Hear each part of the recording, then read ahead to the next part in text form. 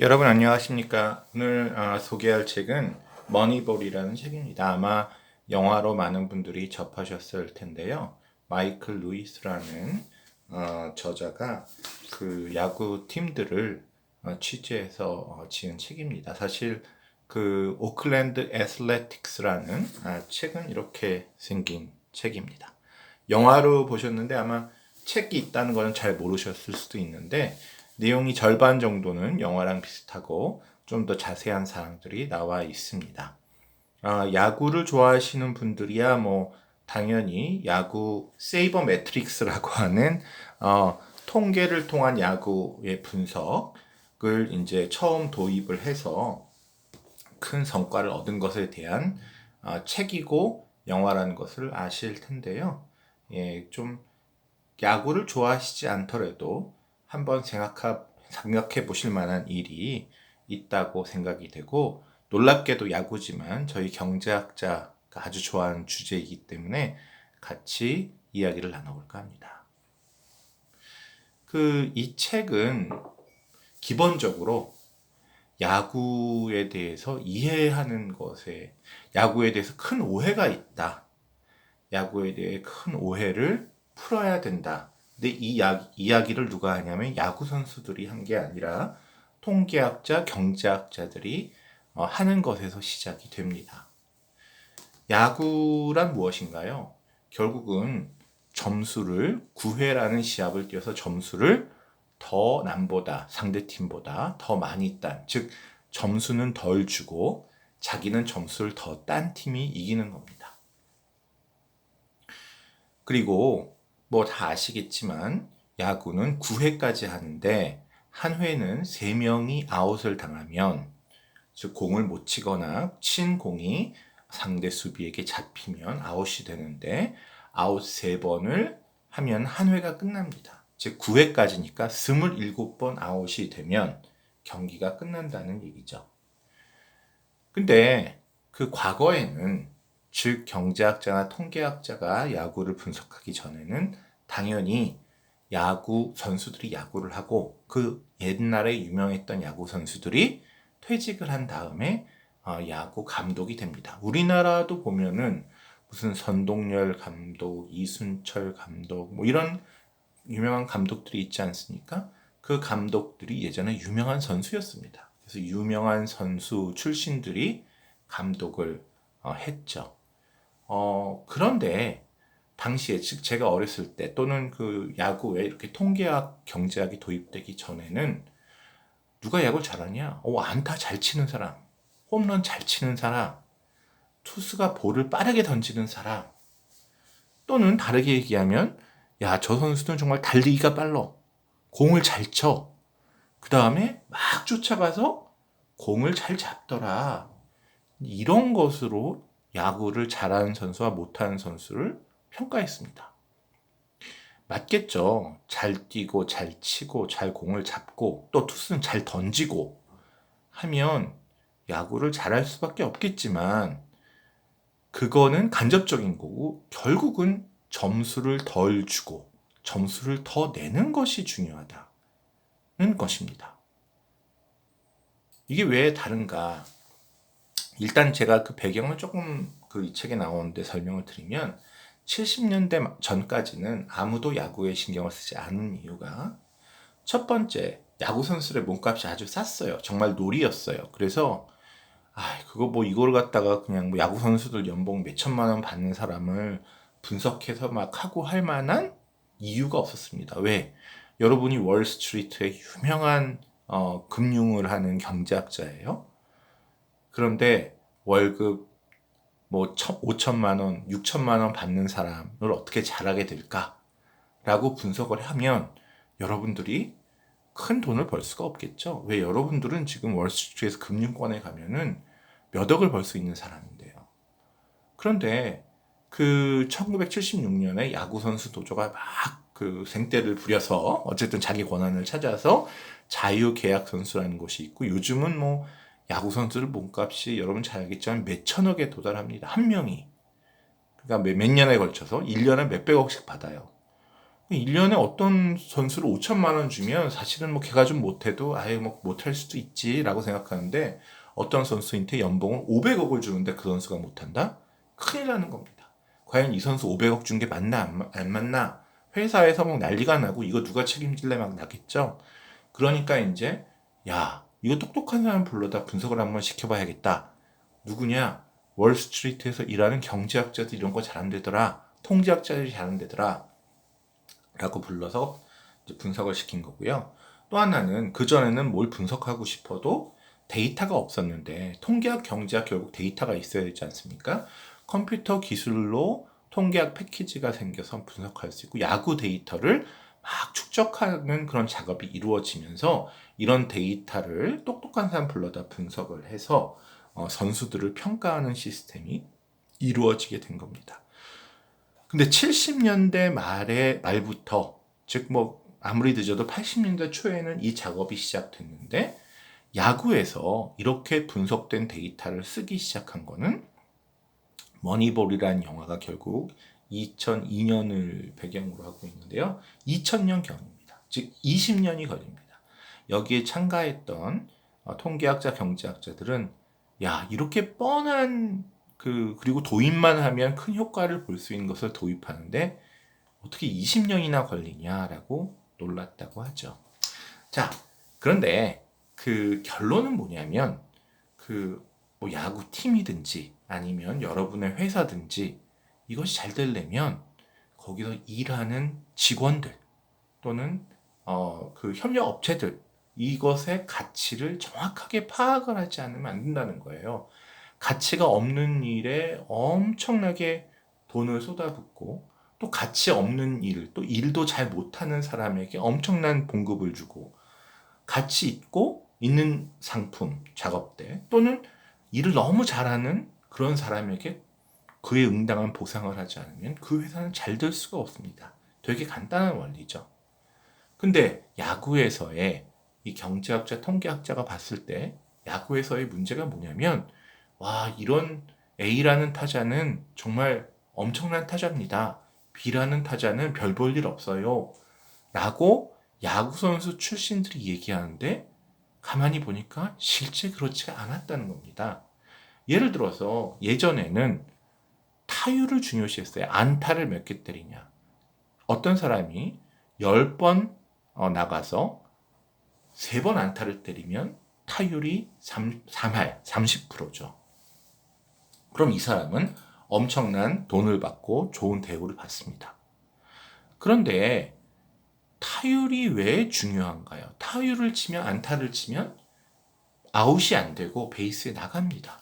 그럼 일단 베이스에 나간 사람은 그 다음 사람이 안타를 치면 홈에 들어와서 득점을 할 수 있죠. 점수를. 그래서 결국 점수를 내야 이기는데, 타율이 높으면 자연스럽게 점수 낼 확률이 많죠. 왜? 아웃을 안 당하고 안타를 쳐서 나간다는 의미니까 안타를 쳐서 일단 나가면 좋고 아웃을 안 당하니까 좋죠. 그런데 그러면 아웃을 안 당하고 출루, 득점할 수 있는 방법이 타율밖에 없냐? 다른 방법이 있습니다. 볼넷입니다. 즉, 안타를 치지 않았지만 안 좋은 볼을 투수가 던졌을 때 그거를 속지 않고 기다리면, 그 볼을 4개를 기다리면 안타를 안 쳐도 1루에 나갈 수가 있어요. 뭐 또 하나 있죠. 볼이 몸에 맞으면, 데드볼이라고 그러는데, 그러면 또 나갈 수가 있습니다. 그런데 선수 출신 감독들은 아무도 이 출루율, 즉 안타 더하기 볼넷을 합친 이 출루율을 중요하게 생각지 않았다는 거예요. 그런데 경제학자들이 보니까, 통계학자들이 보니까, 아니, 볼넷으로 1루에 나가거나 안타를 치고 나가거나 1루 나간 건 똑같고 그 사람이 점수를 낼 확률도 똑같은 거죠. 그런데 왜 안타만 치느냐? 어떤 사람이 타율은 3할인데 30% 안타를 치는데 볼넷은 하나도 못 얻어요. 어떤 사람은 타율은 2할인데, 즉 20%만 안타를 치는데 볼넷을 20%를 얻어요. 그러면 누가 더 좋은 선수입니까? 출루율로 보면 타율이 3할 때인 30%인 사람은 출루율도 30%인데 볼넷을 많이 얻는 사람은 타율은 20%지만 출루율은 40%예요. 즉 출루율이 높은 선수가 더 팀에 기여하고 점수를 더 많이 낼 수 있다는 거죠. 이런 편견을 깨가는 작업이 이제 이 머니볼이라는 책에 나와 있습니다. 또 하나는 어떤 타점이라는 건 뭐냐면 안타를 쳐서 점수를 내는 겁니다. 근데 자기가 꼭 내는 게 아니라 자기 편 선수들이 이미 나가 있어요, 베이스에. 그때 안타를 치면 자기는 1루만 가지만 나가 있던 선수들이 다 들어와서 득점이 되겠죠. 이걸 타점이라고 그러는데 저는 이걸 되게 중시했습니다. 근데 타점은 이 타자가 혼자서 할 수 있는 건가요? 아니죠. 자기가 아무리 안타 쳐도 지금 나가 있는 자기 편 선수가 아무도 없으면 타점을 올리지 못해요. 유일한 방법은 홈런을 치는 방법뿐인데 홈런 말고는. 근데 어떤 사람은 별로 안타를 자주 안 치는데 안타 칠 때마다 자기 편 선수들이 잔뜩 나가 있어서 타점이 높아요. 그럼 이거는 타자의 능력이라기보다는 자기 앞에 많은 선수들이 나가 있는 운에 좌우되는 거죠. 이것으로 타자를 평가하는 것은 제대로 된 평가가 아니라는 거죠. 왜? 운 좋은 사람이 더 많은 월급을 받고 운 나쁜 사람은 실력이 있어도 못 받을 확률이 커지는 거죠. 장타율은 반면에 1루타를 치는 것보다 2루타, 3루타 홈런을 치면 더 큰 공헌을 하죠. 그래서 결국 타자의 가치는 출루율과 장타율로 결정된다.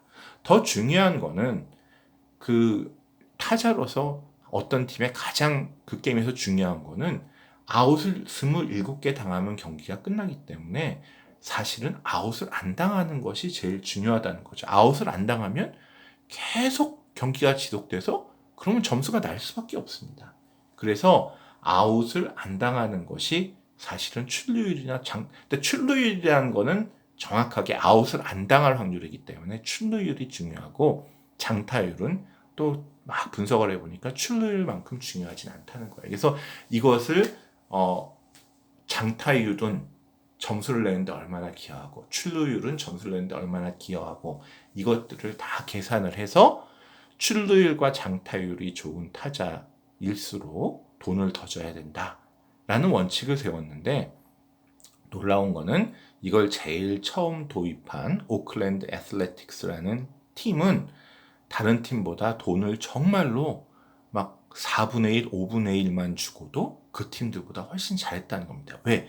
다른 팀들은 타율, 타점에 목매고 있는데 그러니까 타율, 타점이 낮은데 출루율하고 장타율이 좋은 타자들은 실력이 좋은데 팀에 공헌을 많이 하는데 돈을 못 받고 있는 거예요. 왜? 다른 팀들이 엉뚱한데 분석을 제대로 못해서 엉뚱한데 돈을 쓰고 있기 때문에.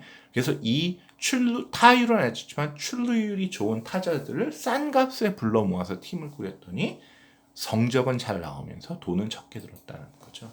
수비도 그렇습니다. 여러분 야구를 보면 정말 기가 막힌 수비들이 나옵니다. 저걸 어떻게 잡아? 그런데 막 꽁충꽁충 뛰어가서 잡는다든지 아니면은 완전히 옆으로 멀리 있는 볼인 것 같은데 슬라이딩을 해서 잡는다든지 이런 것이 나옵니다. 반면에 막 뛰어갔는데 그 공을 못 잡으면 뭐라고 그럽니까? 실책이라고 합니다. 저 잡을 수 있는 공을 왜 못 잡았어? 그런데 이 실책이라는 것이야말로 선수를 잘못 평가하기 아주 쉬운 항목이라는 거죠. 왜? A라는 선수가 있는데 공이 막 날라와요. 그런데 공을 잡을 수 있었는데 마지막에 글러브에서 빠져나갔어요. 그럼 우린 이걸 실책이라고 하거든요. 그런데 똑같은 공이 날라왔는데 A라는 선수가 그 공 근처에 있지 않고요. 어디로 공이 올지 모르잖아요. 멀리 떨어져 있었어요. 즉, 이 어떤 타자가 왼쪽으로 공을 많이 치는데 이 수비수가 오른쪽에 가 있은 거예요. 그럼 공이 막 왼쪽으로 날아가면 안타가 나오긴 나오는데 아무도 그걸 수비 실책이라고 안 그래요. 그런데 이 수비수가 이 타자는 왼쪽으로 공이 많이 간다라고 생각해서 왼쪽에서 기다리고 있다가 공이 날아와서 막 쫓아가는데 못 잡으면 이건 수비 실책이라고 막 혼이 나요. 근데 어느 수비가 더 잘하는 수비일까요? 비록 공을 못 잡았지만 이 타자는 왼쪽으로 많이 공을 친다라는 것을 알고 왼쪽 편에 기다리던 수비수는 가끔 그 공을 잡을 수 있기 때문에 좋은 수비수인 반면에 공이 왼쪽으로 날아갈 것이 거의 확실한데 오른쪽에 서 있는 수비수는 평생 가도 그 공을 못 잡아요. 물론 실책은 안 하겠죠. 왜? 근처도 못 가니까. 그래서 공이 오지 않을 곳에 서 있거나 공이 날라올 때 천천히 달려가면 아무도 실책이라고 안 그래요. 너 공이 올 근처에 있다가 막 달려갔다가 못 잡는 게 실책이라는 거죠. 그래서 실책에 대해서 너무 선수들의 봉급이나 아니면 이런 것들을 부여하면 오히려 잘 못하는 공이 날라오지 않는 곳에 서 있는 선수들이 몸값이 올라갈 수 있다는 겁니다. 그래서 이걸 제대로 하려면 운동장을 몇백 개 구역으로 나눈 다음에 그 몇백 개 구역에 날라오는 공을 이 수비수가 잡을 확률, 즉 이 수비수가 어떤 10개 구역을 수비한다 그러면 그 10개 구역 각각의 공이 날라올 때 몇 번을 잡았고 몇 번을 못 잡았나, 이런 식으로 정말 꼼꼼히 평가해야 수비수의 가치를 알 수 있는 거지, 그저 그냥 잡았나 못 잡았나 또는 그 근처까지 잡았다 못 잡았다 이렇게 하면 안 된다라는 거죠. 또 중요한 것은 앞에서 우리가 타자를 봤는데 수비를 잘하는 사람과 못하는 사람이 있고, 안타를 출루율을 잘하는 사람 타자와 출루율이 낮은 타자가 있죠. 또 이 두 가지를 비교해야 됩니다. 왜? A라는 선수는 수비는 잘하는데 출루 잘 못하고, B라는 선수는 출루는 잘하는데 수비를 못해요. 그러면 누군가 돈을 더 줘야 되겠죠. A하고 B하고 똑같이 주면 안 되겠죠. 그래서 그것도 분석을 해보니까 최고의 수비와 최악의 수비의 차이보다는 그 타자가 최고의 타자와 그 최악의 타자의 차이보다 훨씬 작다. 즉 수비로 점수가 좌우되는 것은 비교적 적고, 타자가 좋은 타자, 출루율이 높은 타자냐 낮은 타자냐에 의해서 점수가 많이 좌우된다라는 거죠. 즉 수비 잘하는 선수와 못하는 출루율이 높은 타자를 놓고 할 때는 출루율이 높은 타자에게 돈을 더 투자해서 둘 중에 하나만 잡을 수 있다 그러면 출루율이 높은 타자를 잡는 것이 옳다라는 겁니다. 복잡한가요? 그런데 저도 학교에서 여러 가지 일을 해보면 A 교수가 내가 잘했다, B라는 직원이 내가 요번에 공을 세웠다, C라는 직원 요번에 실수 많이 했네, 이런 얘기를 하는데요. 누가 우수한가 누가 우수하지 않은가 사실 잘 모르겠습니다. 야구 선수들이 어떤 야구 선수가 잘 하는 야구 선수인가 모르는 것처럼 오랫동안 100여 년 동안 교수가 학교에서 일하는 다른 교수와 그 직원을 보고도 잘 판단을 못하고, 우리가 그냥 남이 저 사람 훌륭한 교수야, 저 사람은 아주 좀 태만한 직원이야 라고 실수를 많이 하는 직원이야. 근데 그 직원이 어려운 일만 맡을 수가 있어요. 즉 절대로 문제가 안 생길 쉬운 일만 맡은 직원은 일 하나도 안 해도 당연히 문제가 안 생기겠죠. 근데 학교에서 제일 문제가 많이 발생하는 곳에 투입되는 직원은 10개의 문제가 생길 것을 5개로 줄이면 사실 엄청나게 훌륭한 일을 한 건데, 5개 문제를 발생한 부서에 있었다는 걸로 그 사람을 처벌하면 안 되는 거죠. 그래서 이렇게 어떤 사람의 퍼포먼스를 정확히 평가하고 거기에 대해서 그 보상을 부여하는 것이 조직이 잘 되는데 너무너무 중요하다. 학교는 그것을, 어쨌든 제가 동담고 있는 학교는 너무너무 못하기로 유명한 조직인데, 이거 먼저 볼까요?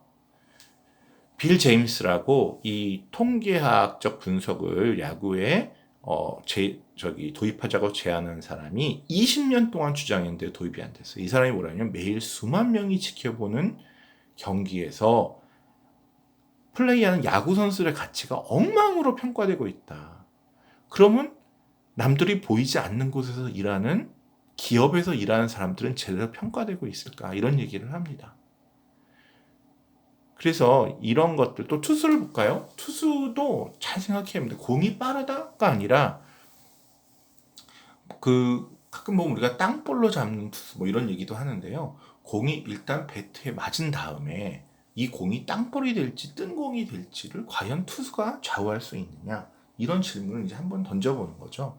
그래서 사실은 땅볼로 잡는 것이 주특기다라기보다는 타자의 배트에 정확히 맞지 않도록 하는 확률이 높은 투수, 즉 아마도 스트라이크 아웃을 많이 하는 투수는 타자가 공을 정확히 못 치기 때문에 스트라이크 아웃 되는 거 아니겠습니까? 그래서 이런 투수들을 높이 평가해야 된다. 근데 투수도 이제 이거는 전반적인 모든 평가에서 어려운 점인데요.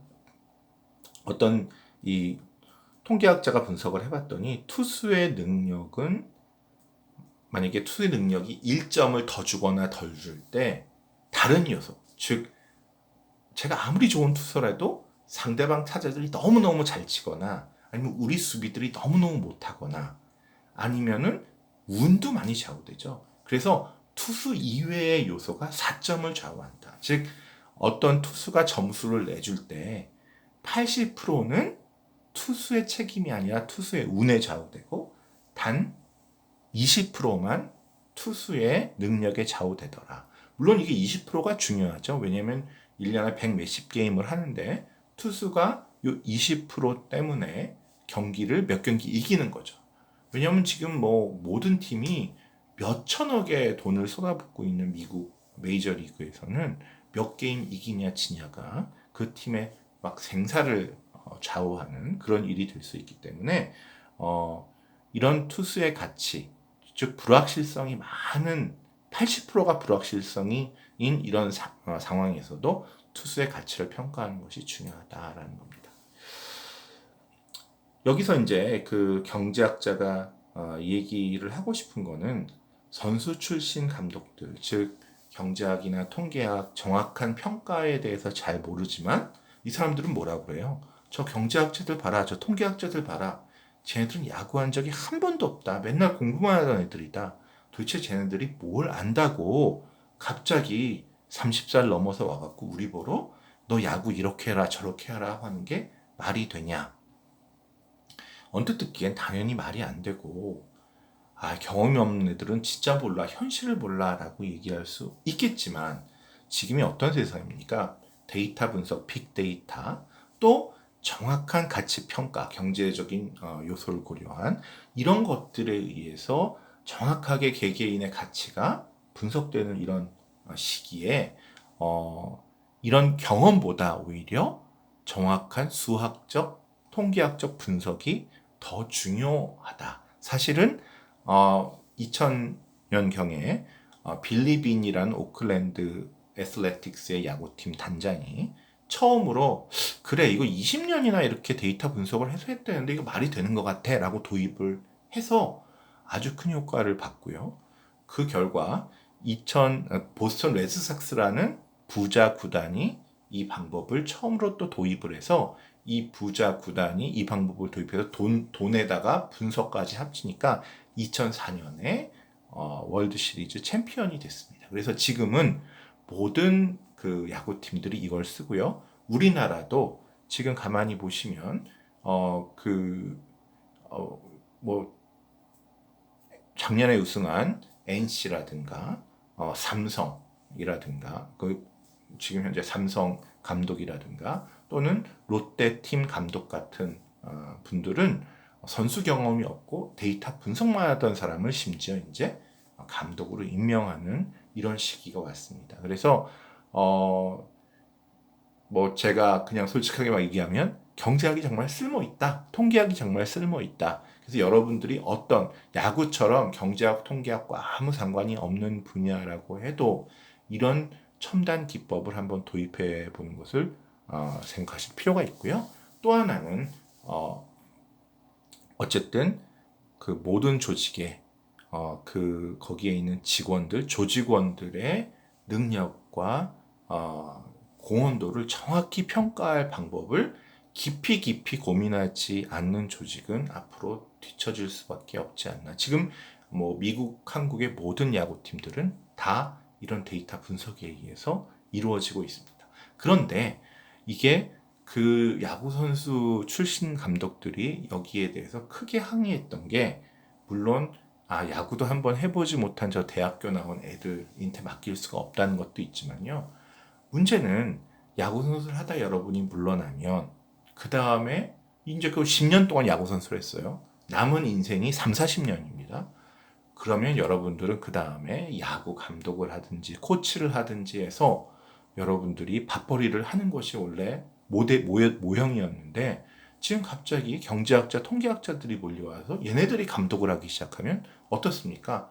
갑자기 밥그릇을 다 뺏긴 셈이 되죠. 사실은 그래서 이것도 경제학인데 이 야구 선수 출신 감독들이 반대한 것은 단순히 무지해서였을까요? 아니면 저는 밥그릇을 뺏기기 때문에 엄청난 반발을 했을 것이 분명하다. 이건 그 머니볼이라는 영화에도 나오는 거고요. 이런 의미에서 이런 기법을 도입한 빌리 빈이라는 야구팀 단장보다는 여기 주인이라고 구단주라고 그러죠. 빌리 빈을 채용한 빌리 빈 단장입니다. 구단주 제가 나눴습니다. 구단주 이 사람을 믿고 이 방법을 도입하도록 한 구단주, 즉 회사의 주인이 더 중요하다고 볼 수도 있겠습니다.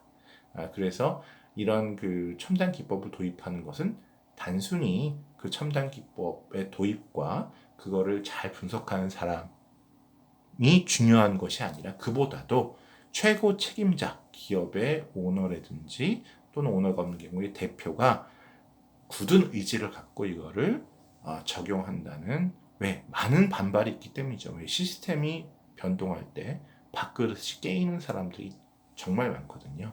그래서 이것을 극복할 수 있는 소유자의 구단주의 또는 기업 오너의 결심이 필요하다. 이런 생각들을 해보았습니다. 감사합니다.